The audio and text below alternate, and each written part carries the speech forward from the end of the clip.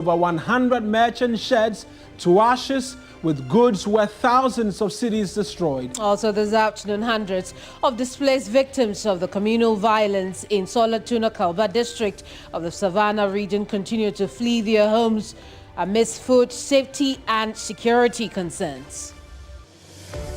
A lot later, the National Disaster Management Organization begins evacuation of residents living along the White Volta following the spillage of the Bagre Dam in neighboring Burkina Faso.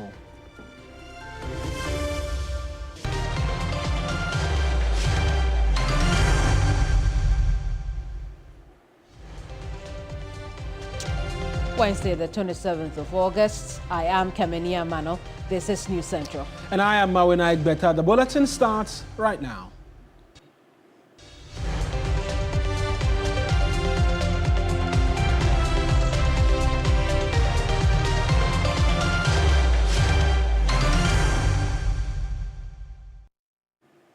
In our first story, hundreds of displaced victims of communal violence, particularly women, children, and other vulnerable groups in the Sola-Tuna Kalba district, continue to flee their homes amid food security and safety concerns. Though more security forces have been deployed to the area to prevent further escalation of the conflict, tensions remain high. Communities such as Bagre, Kalba, Seliri, and Nasoyere near Sola and Bodi, Kakiase, Bogbada, and Doli, among others, have been abandoned. Now, on Monday, August 26, the Inspector General of Police, among other top security operatives, and Savannah Regional Security Council visited the affected communities and reassured them of their safety while calling for a ceasefire. 10 lives have reportedly been lost since the incident occurred on Sunday. We will be crossing over to Sola to engage Christopher Amwako on this rather disturbing development. But first, let's take a listen to the IDP and the Savannah Regional Minister. My expectations, yes, it really met my expectation because since I came, we don't hear any gunshots and all those things because the security personnel have actually taken the ground and then making sure that life will return to normalcy. Yes, so I can say that we are firmly on the ground, the police, military, and other security services working together to make sure that life returns. If things are not well, passing through this tough terrain, several kilometers to get here, it will be difficult for you and I to get here. But your observation shows that at least the gunfire has come down, and then all we want is that how we have to work together to bring peace, so that people can now return to their settlements without any fear of being attacked. That is the stage in which we are working. Okay, just the last one from me. Then there was an emergency they have to respond to, and they went to respond to the emergency. And does it mean that they all left the community? The most important is that they have to protect life, and then later on they protect property. And they took the first option of protecting life. Yes, it is enormous. And I think with that, we have to now increase the numbers of the police that have to be on the ground over there, so that when others are not there, others can be there to hold the fort. Unfortunately, many lives have been lost, but it is not beyond our resolution. All parties can sit together and be able to resolve it. We are one people. We are in the same community. We interact, we intermarry, we interrelate frequently. And in fact, I was very happy when I went to Kabawere's palace. In Kabawere's palace, there was also a Breford man who was sitting with him and with all the people. And that shows how the society should be organized and respected. This is a situation that we must embrace ourselves. But we must really stop the attacks at various areas, which is actually spreading to other areas. We must stop it. I'm calling on all to put down the arms. Let's douse the fire and then see how best we can reintegrate and understand each other's role. No one is questioning that. And anyone who is actually here knows that the land is not for any other person but the chiefs. And then we can get around and do even documentation to recognize everybody's interest in the land.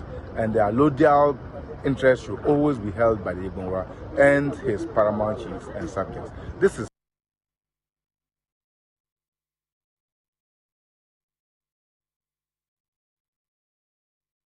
Well, let's bring you more on that rather disturbing story. And Christopher Marco is our man on the ground. Chris, listen, we talked about this yesterday. Since the IGP's visit, what has changed? Yes, so Kevin, if you can hear me, I must say that in the various communities where these attacks were recorded right from Sunday, we are not seeing the tensions as it used to be. But what we are seeing right now is the continuous fleeing of people from the affected communities to safety. Yesterday in the night, we reported that more people continue to flee their communities to safety in the Sola Tuna Kaba area. And today, the situation doesn't seem to be different from what we reported yesterday, because right now, since morning, more people continue to flee their communities to the Sola police station, to be precise, for safety. One other critical issue is that when they get here, where to lay their heads and what to do next is another issue. But thankfully, NADMO officials, Red Cross, and other government officials are here assisting the people who flee from their communities. I see. So what does the assistance look like? Because there are concerns about, you know, the scale of problem we could be having on our hands as far as humanitarian efforts are concerned. So talk to us about that.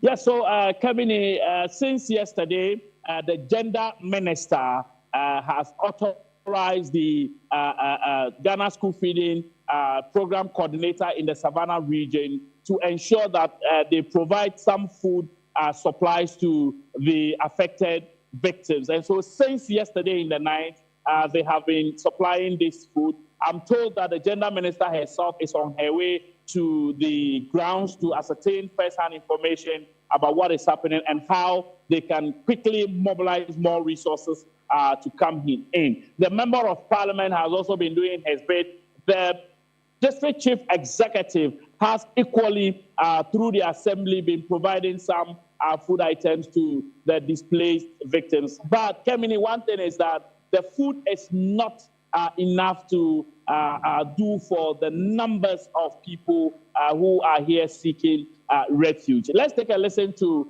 the Savannah Regional Coordinator of the Ghana School Feeding Program, who brought the food on behalf of the Gender Minister. Savannah Regional Coordinator, Ghana School Feeding Program. I received a call this morning from my national coordinator, Hajia Fatifogo, telling me that she, together with the gender minister, are coming to Damango so that we proceed to Sola and see to the welfare of our victims here. But unfortunately, they couldn't get the ticket for today. So the gender minister, through the social welfare protection, decided to organize some hundreds of packs of food and some water to come here to Sola and give to the victims of this unfortunate situation. And also promised that, God willing, tomorrow she herself will be here first thing to check on the victims as well. And then truly, when we arrive here in Sola, the situation we met here is so terrible. So not just the gender ministry or Ghana School Feeding Program, we also appeal to stakeholders to come to their aid and support them with food because the suffering is too much. And we also pray for calm. We pray for peace to prevail for the betterment of Savannah region. Thank you very much. Oh, now, Christopher, listen, we talked earlier about the vulnerable groups, women and children and people with disabilities. Talk to us about how people generally are coping. I can't say it's good for them because already the situation doesn't seem good. But I must say that it's not looking too good at all because most of them who arrived here, but for the food that was supplied yesterday and this morning, most of them have not had anything to eat. Now, let's also look at how they even got here. Some of them are persons living with disability, visually impaired, physically disabled. We also have some nursing mothers amongst them. Let's take a listen to one of them, a visually impaired person, sharing her plight about the whole situation.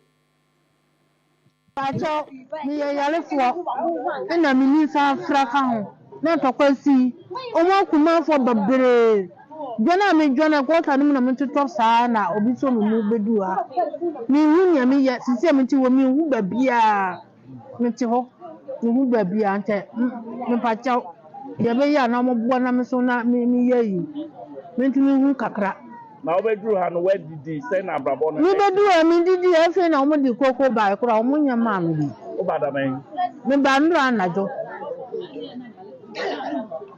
koko mo nya ma mi di.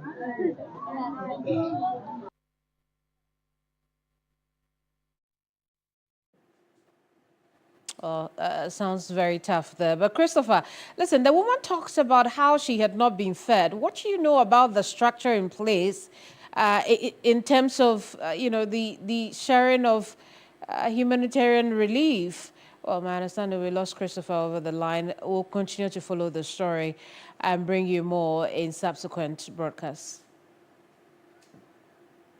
And we'll bring you a bit more in terms of stories here, and we'll bring you a bit more on this if you stay with us here on TV3. But it's another year and another disaster in the offing. That's the question on the minds of residents in the Upper East region, as the white voter has already drunk to its full and is beginning to overflow its banks following the spilling of the Bagre and Kompienga dams in Burkina Faso. Already, Regional Disaster Assessment Team of NADMO, together with the talented District Management, Disaster Management Committee, have visited the residents living along the white volta, providing early warning signals to them or persons who may be negatively affected by the spillage of the dam. And we know that water from the two dams were opened on Monday and expected to hit the white volta the midnight of today. That's already happened.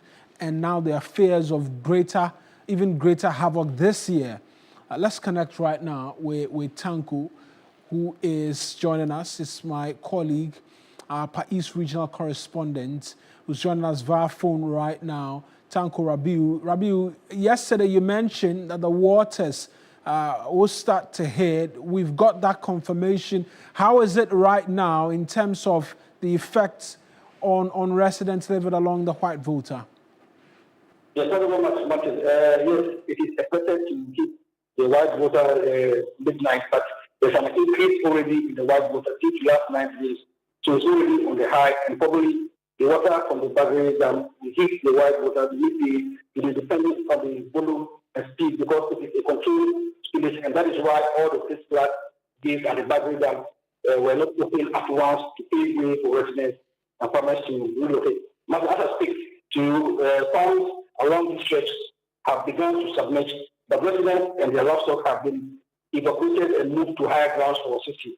Also, the food security will be a big issue after the spillage, because large quantities of food will be lost, and this will increase the price of available food at a high.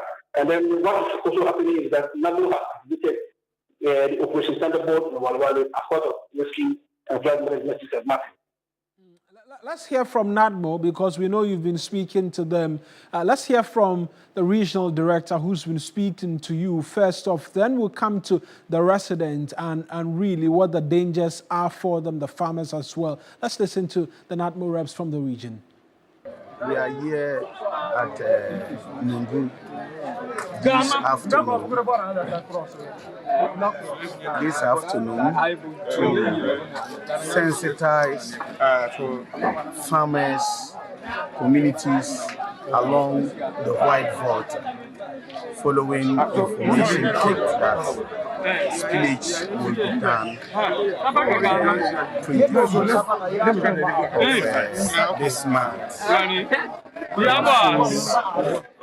we took it upon ourselves to come. Tanko, that's the NADMO, but you've been engaging the farmers as well, persons who will be affected again this year by the spillage of this dam. What have they been telling you, Tanko? Yeah, residents, as you know, market, they always lament about this situation. Yesterday, when we had most of them were not happy because they have left their farmlands, and then what they were able to,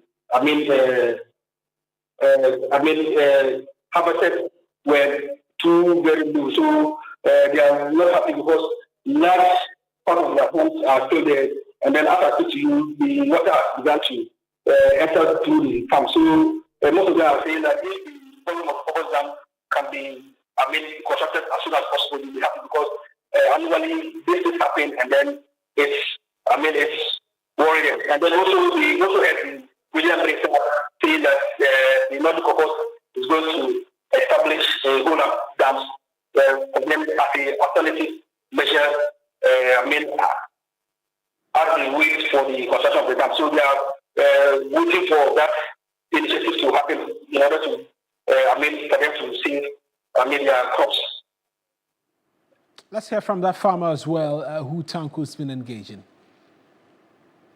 Past years now, the Bagre Dam has been worrying farmers, and it has been a serious problem for the farmers in this community. We lost our farm produce during this particular time. Most of this time, the lives have been lost through this particular spillage. Now, I want to use this opportunity to thank NATMO for your immediate intervention by coming to talk to farmers and the community about the impending spillage that is coming.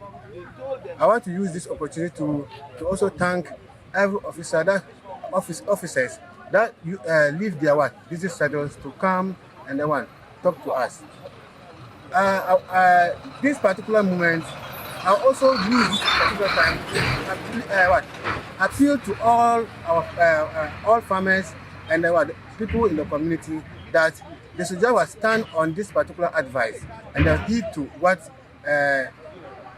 we have heard so far, so that at the end of the day, we will not have a loss of lives.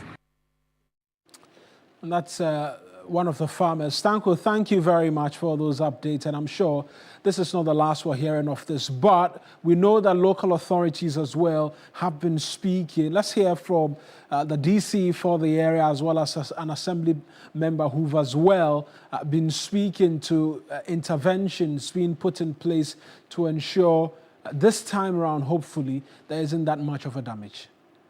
DC, the police commander, and then the team that have come to the community, at least to have first-hand information and then inform us, and then to educate the people what they be doing and what they should be doing when they spill the water. Yes, we are all taking it up serious, and then we are looking at what we go, and we are monitoring the airway. So we are confidently they will comply. And then this is not the first time there have been indication on those things, and even the locals.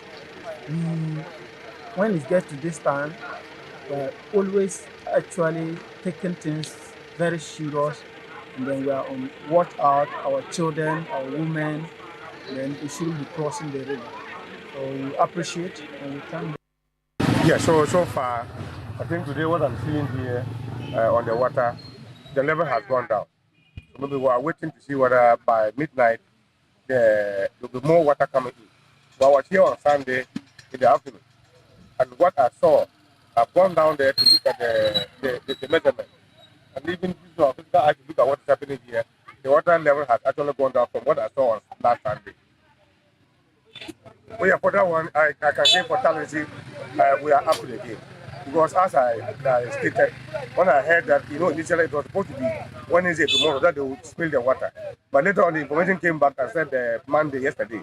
But I was ahead of the spilling time. So on Sunday, I was here ahead of time. I sensitized all the community members, all farmers, and I made them to register those who had farm inputs, and they have not taken. They should let us know And then, in fact, by then, I knew that information on the ground had already been well spread, and people are on the safe side. Away from that, Chief Executive Officer of the Minerals Commission, Martin Kwekweyisi, has been reassigned to the Ministry of Lands and Natural Resources. Government sources confirmed the move to 3 News. The reasons for his reassignment are not yet clear, but it comes after months of mounting pressure on government to remove him from office. Back in April, the National Concerned Small-Scale Miners Association accused the Minerals Commission under EC's leadership of failing to provide effective solutions in the fight against illegal mining. The association argued that the Commission's actions and inactions worsened land and water degradation. They insisted that reforms at the Commission were critical if government's anti-Galamsey campaign was to succeed.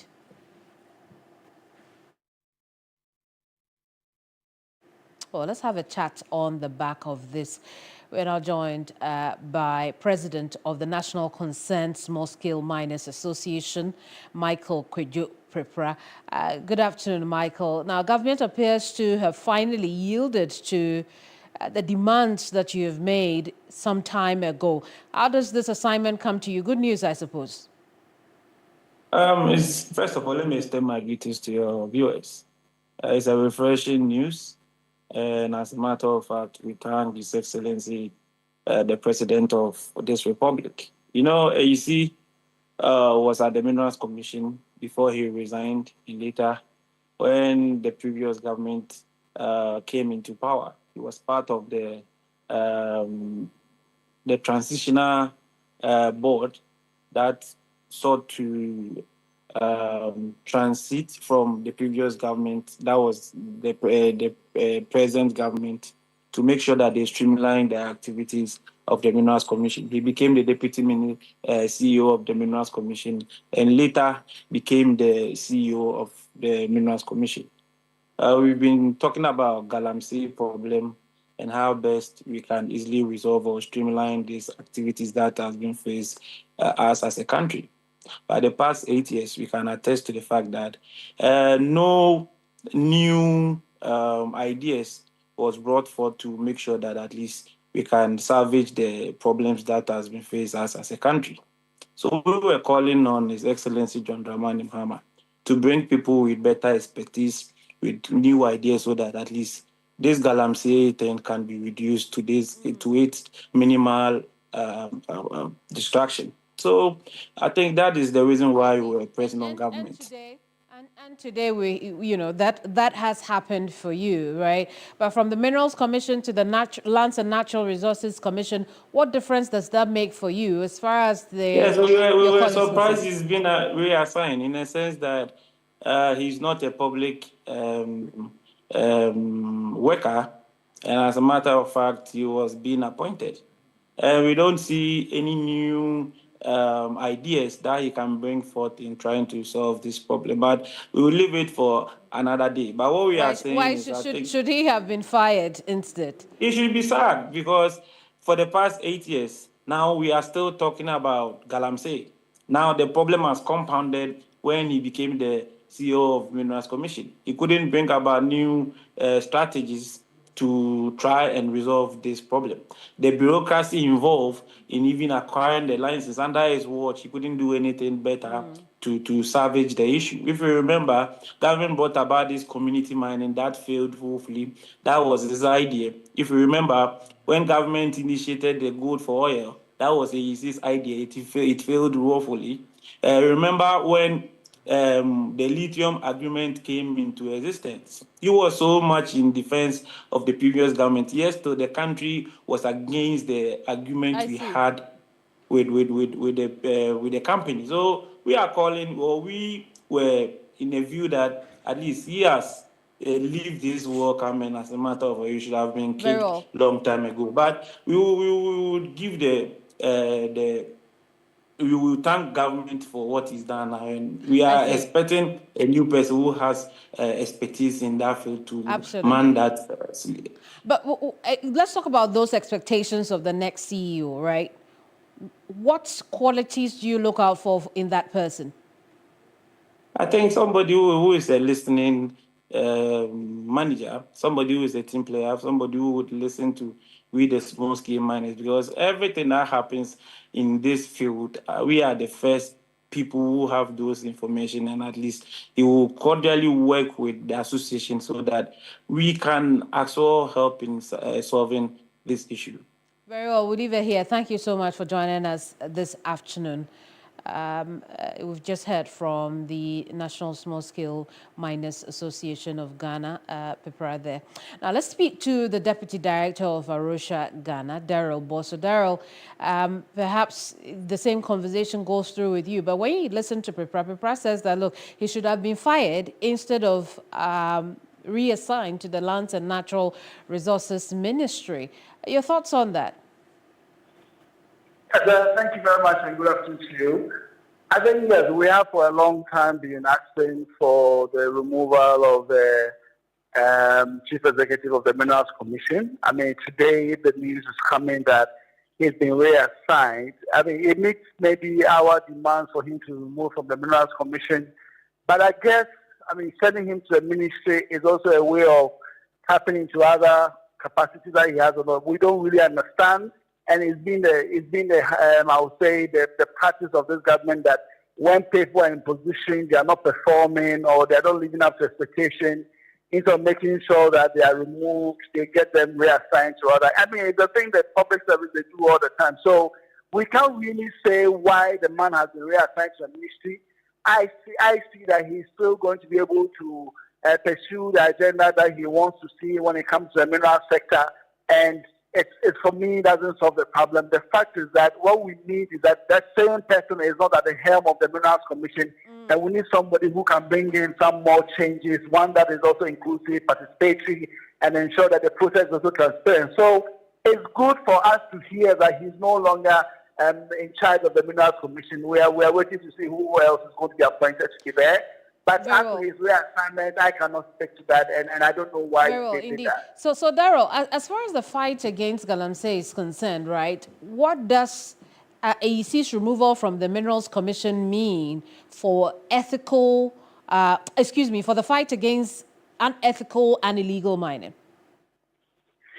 You know, I think what we were always hearing was that the Minerals Commission was only regulating legal mining, which for us was a very flawed thinking for an institution that is supposed to be supervising how Ghana will explore or take advantage of this natural resource, particularly the minerals. And so if you see people engaging in illegality, you need to be concerned about it.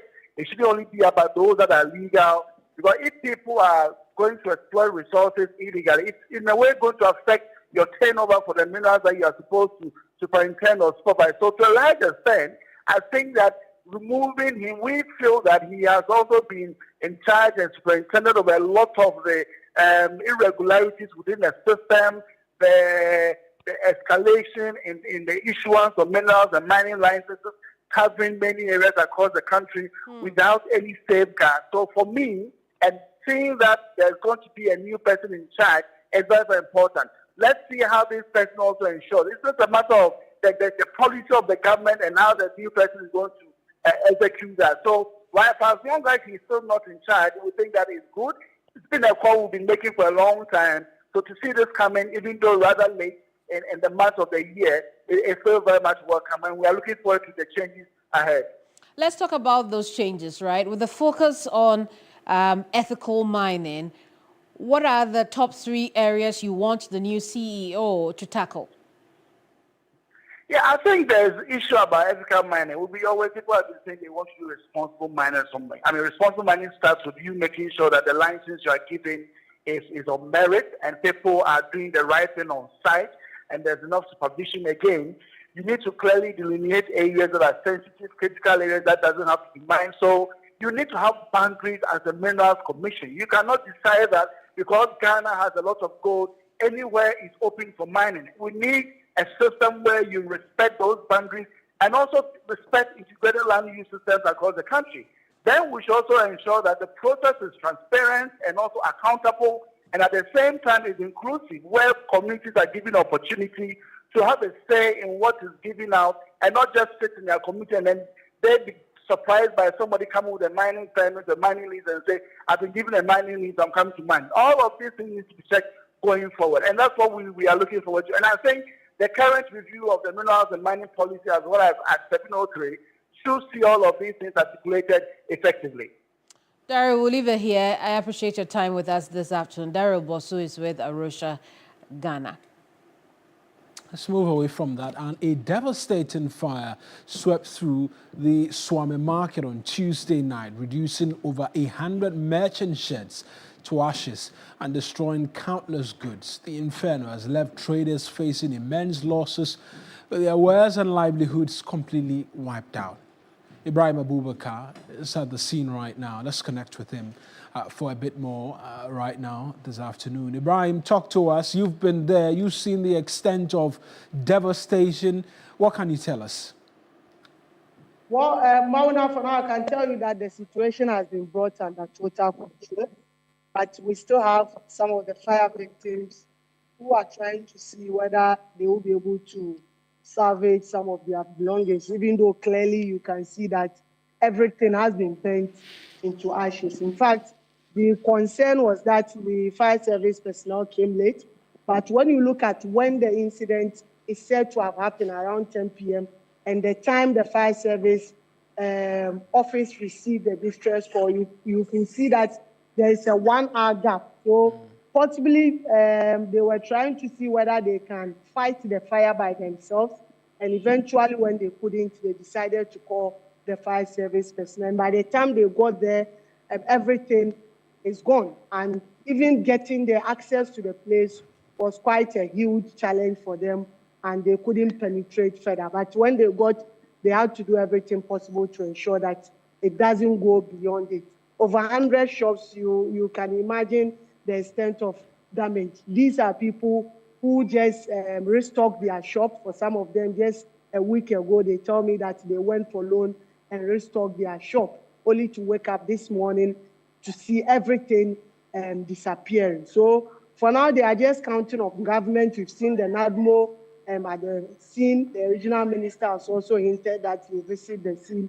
So they are just hoping that by the time everything is done, government will, one way or the other, offer them some form of assistance to be able to return to business. Let's listen to what some of the fire victims have been telling us. No, so come and free and me free na about anaju 8. It's by anaju 11. My friend me catch me say Ganeshi. To me so me use car and me fat trotro. Me free. Me take chrono francho. Me free one man me do as a fire service for ha. Omo bo ase nka omo bedum no so. Si bia na structure ni city no mu so ba bia na nso. Nti sana esi ye nya bibia amfa. We come for the ewa. We dem na shi na me dey. O si ama kwaje. We dem metia. Me dem metia. Ibrahim, a bit difficult hearing some of the women wail, but you've been engaged in the fire officials as well. What explanations have they been offering as to what may have started this fire and what investigations could possibly reveal? We know there's always been that ever-persistent problem of cocaine in the market and pathways to the market to fight fires, amongst others. Well, exactly. That's what even contributed to the spread or the quick spread of the fire. Explosion coming from all angles, signifying that people still have cylinders in the market. I know that there have been recommendations over and over by the fire service that people should refrain from cooking in the market. And these are some of the results. In fact, for now, they are investigating. We do not know exactly what caused it. But then preliminary reports point to some electrical fault. I engaged with the Ashanti Regional Fire Commander, ACFO, Peter Tete. Let's listen to what he has to share. From this side, near the electric pole, that is what, and the fire spread very rapidly. And what they saw was a lot of explosions from gas cylinders. The sheds here are 192, and then the stores are made up of 25. At least those these were actually involved in the fire. Very difficult to get access. And you know, where the fire has been parked on the road, you have to lay a lot of hoses before you get inside, which makes it firefighting very difficult. Ibrahim, thank you. I'm sure when the regional minister does arrive, we'll get a bit more details from you. That's my colleague Ibrahim Abubakar from for us in the Ashanti region. And he'll take us on to our very first break here on the bulletin. When we return, we're in Akwatia ahead of that by-election because the Electoral Commission in the region has been meeting with the political parties. We'll get the details of what that meeting entails if you stay with us shortly.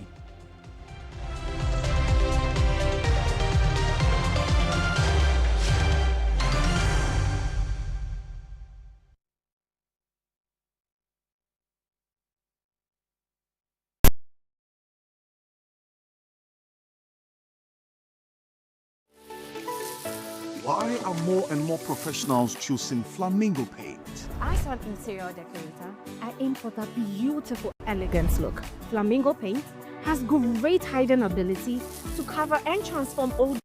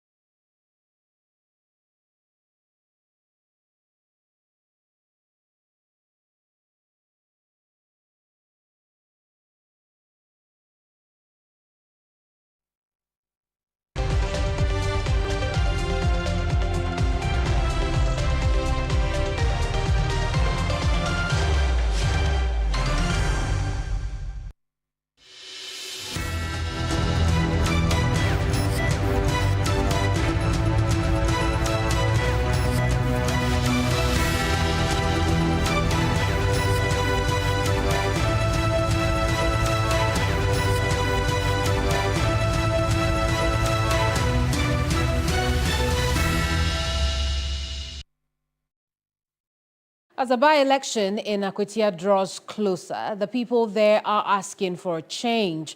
They say years of lack of development have left them impoverished. Beatrice Edu was in Akwatia and came through with this report. The sun has set here in Akwatia in the Denchembo district. And the residents here, over 30,000 of them, have had to return to their various homes, whether or not they had jobs to do today. But that is where the district assembly, the Denchembo district, comes in, because it is one of many institutions within the country's local governance system empowered by the laws of Ghana to champion development in various areas, district and municipal assemblies. The question still remains as to whether or not the people are getting what they deserve as citizens of Ghana. In the middle of the recently carved district of Denchembo in the eastern region is Akwatia, a community that has enriched Ghana since 1919 because of the mining of diamonds. Akwatia, through the then consolidated diamonds, has given the nation over 100 million carats of diamonds. Once the diamond capital of Ghana, today it is a community in decline. Years after the fall of Ghana Consolidated Diamonds, its people say they are left with poverty, bad roads and broken promises. Challenges with the mining company means that the hundreds of people who were employed and making a living through the official mining of diamonds have had to find other means of survival: illegal mining and petty trading. Consequently, the lack of proper social amenities has made things worse. The Kontihine of Achimwenchi, Bafo Ahenejima, is worried. We don't vote on issues, that is what I would say. Per what I've seen, we mostly don't vote on issues, but we look at sometimes the personality. But I would say, all politicians, they will promise heaven, and forgetting that they do not control the budget. A living condition is a bit expensive here, being a mining area. He wants things to change. Nobody will want to live here when at the end of early morning we're thinking about what to feed his or family. So I believe that if we are able to create avenues for our people, they all want to live in their communities. And I believe if there are job and opportunities here, no one will want to go and live in containers, ghettos and others, while there are accommodation in their villages. The people of Akwatia say they are impoverished from bad roads and inadequate health and educational facilities. It appears that they are being ripped off year after year and election after election. We need development around. Our roads are not good. We don't have any good infrastructure around, so we need them to come and help us. My problem is, kwan na enam so no topreman e fit topreman kwan so kosi adwuna se kwan no enye nti boadu ha se ko topreman no ensuo to a ye bre wa ha. So the road is very bad. Your main concern is the road. Yeah, the road is bad. From Bodua to a Plaman road, please, no good. If MP come, make it come help, I'm finished. I met the district chief executive for Denchembo, Umar Ahmed Tutu, who seems to want to make things work. Basically, the moment you enter the districts, you realize most of our roads are not good. We have adjoining districts. We have Asamekesi, we have Kede. These two districts are giving us competition. So our roads are not good. You look at our health facilities, especially our CHIP centers. We are lagging behind most of these CHIP centers. You go to most of our educational institutions too, the furnitures that we need to help the students have access to education is also lacking. And most especially, sanitation, that is one of the serious aspects that is taking much of my time, which I hope with this government's resetting agenda, I will be able to take good steps to curb these sanitation issues in Denchembo district. Another election beckons for the people of Akwatia, and already the police have retrieved weapons ostensibly to perpetrate violence and intimidate voters. The big question is, should by-elections continue to be held. Beatrice, I do with that report. Let's take you to the eastern region and now specifically to Akwatia, where the Electoral Commission is holding its final meeting with political party representatives ahead of next week's crucial parliamentary by-election. The contest will see Solomon Kwame Asumedu running on the ticket of the opposition NPP, facing off with Bernard Bediako Beidu of the governing party, the NDC, on Tuesday, September 2nd. A total of 52,338 registered voters across 119 polling stations are expected to choose a replacement for the deceased Member of Parliament, Enes Yakumi. The EC has already dispatched electoral materials to Akwatia, and this afternoon's meeting is expected to finalize the modalities for the polls. Yvonne Nikwe has been hanging around this meeting. She's joining us with the latest from there. Yvonne, what can you report? The meeting ended just about an hour ago. Looks like a fruitful deliberations by all the contending parties, meaning the NPP's representatives, the NDC representatives, and the LPG's representatives. All of these political parties had two representatives each attending the meeting. The consensus was that the electoral process should be adhered to, and then party agents at the polling station should adhere by their rules. And so, briefly, this is what has been going on for today's IPAC meeting. Well, I see, Yvonne, that's all we have time for right now. Thank you so much for talking to us. Yvonne Nikwe is our Eastern Region correspondent who's been observing that final meeting between the Electoral Commission and representatives of political parties ahead of the September 2nd by-election in the Akwatia constituency.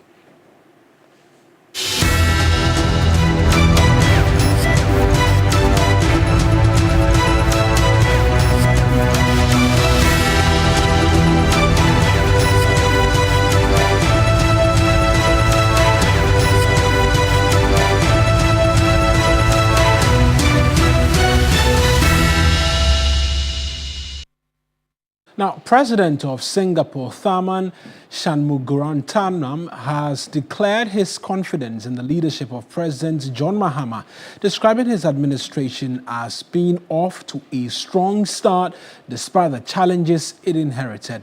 In a bid to deepen bilateral ties, Singapore and Ghana aim to enhance political and economic relations as Ghana turns to Asia for trade and investment. In a short briefing, both presidents affirmed the Ghana-Singapore ancestral ties and expressed optimism about the future. From those days, we've always viewed Ghana as a key player, not just in West Africa, but in Africa as a whole.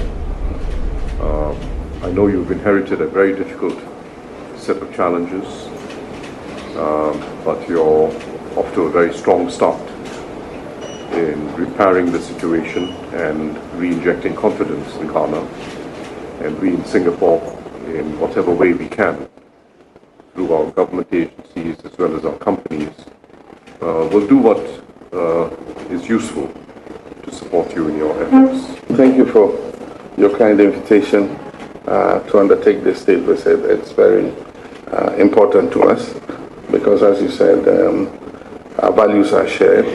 We have had historical ties from the period of our first presidents, and we view Singapore as a role model in our journey to create prosperity for our people.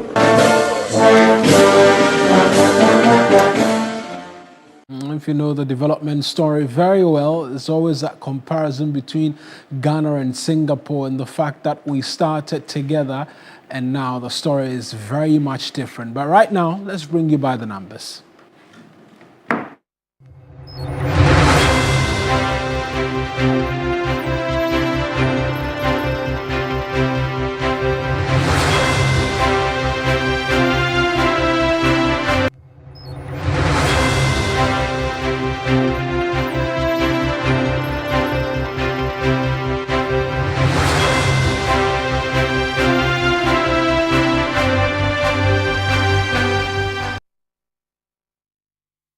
Well, now let's spotlight the safety of Ghana's presidential air travel.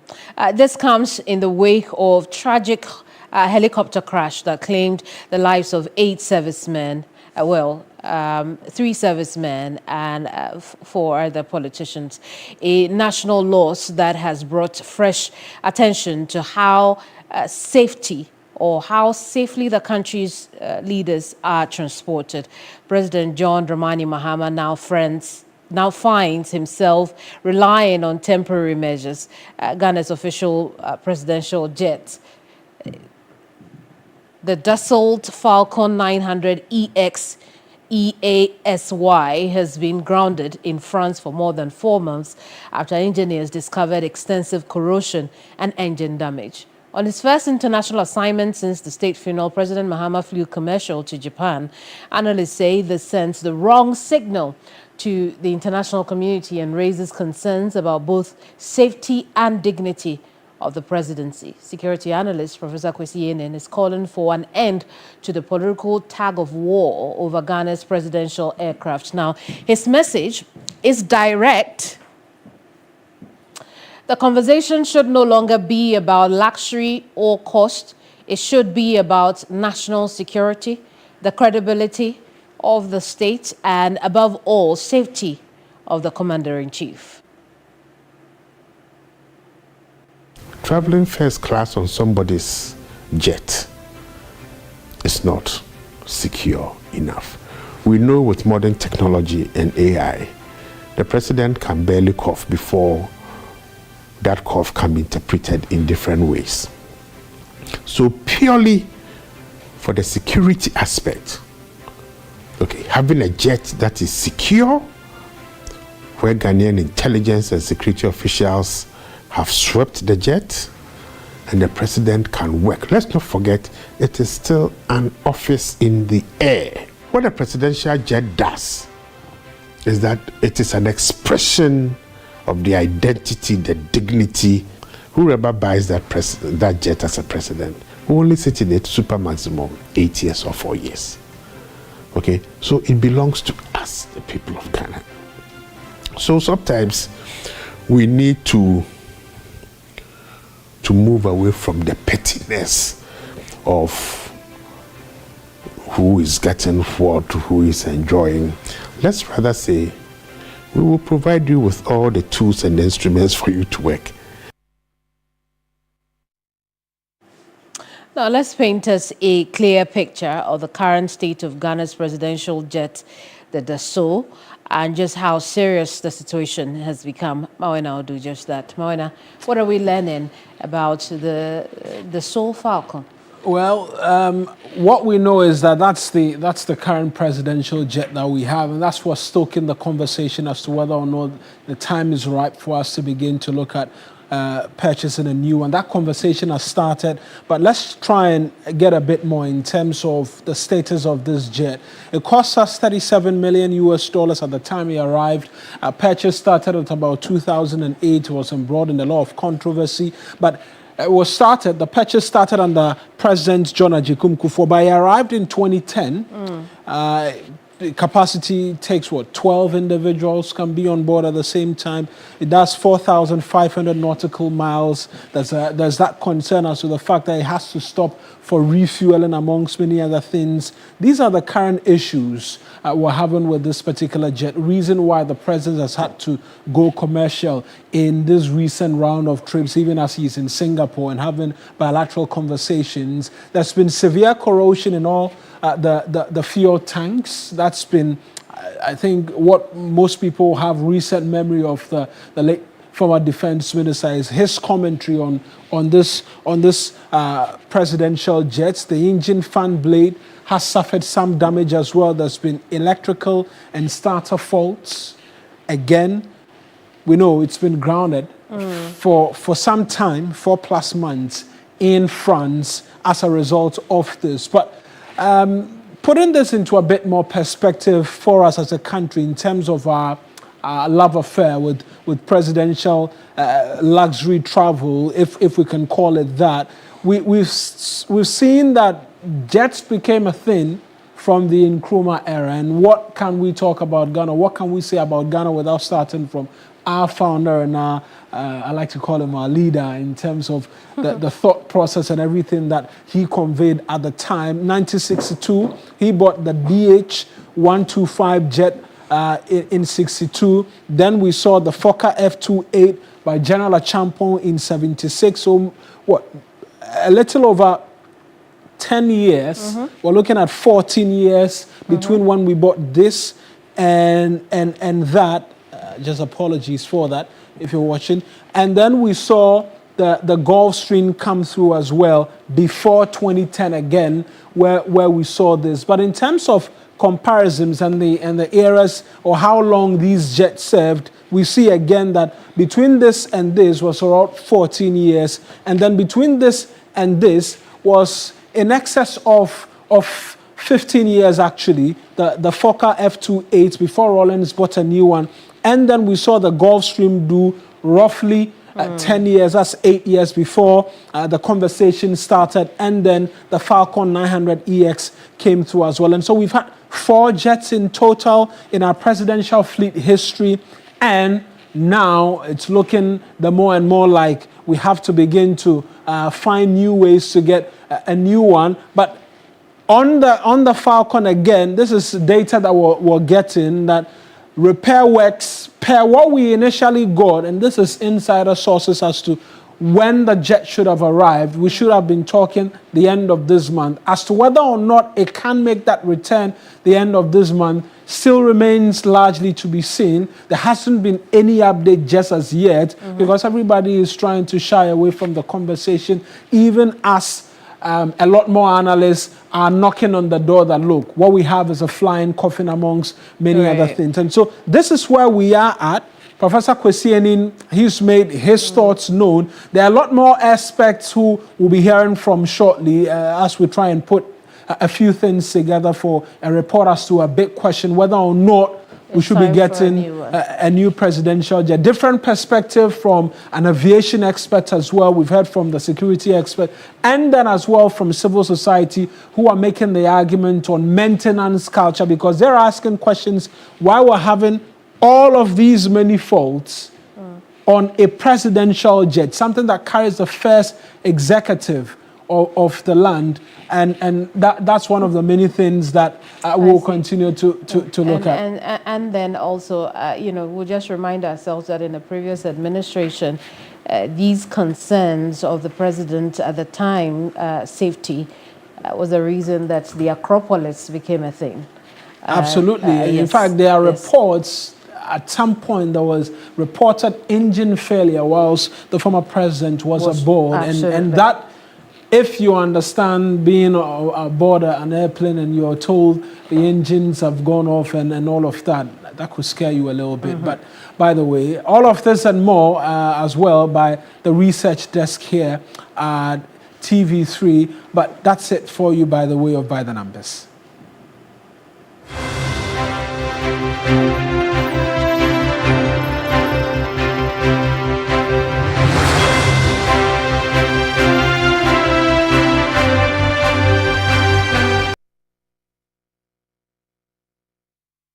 That's our bulletin. It is indeed. It is indeed. I am Marwin Aigbeta. And I am Kameni Amano. We're back here same time tomorrow with another edition. Next is the afternoon show. Bye-bye from us. If we swap. Yeah.